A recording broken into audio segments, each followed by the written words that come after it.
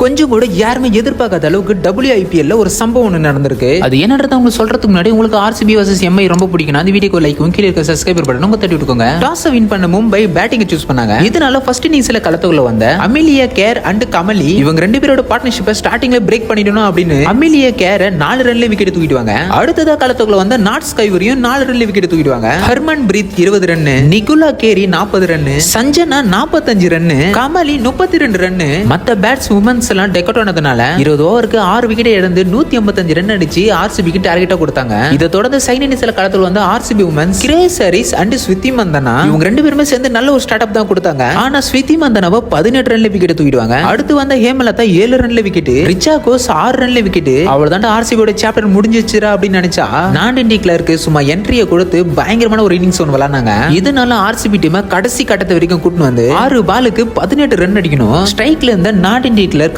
First 2 பாலுமே dot ball ஆயிடும். அவ்வளவுதான் RCB ஜெயிக்கிறது ரொம்பவே கஷ்டம் தான் நினைக்கும் போது 3வது பால தூக்கி 6 அடிச்சிருவாங்க.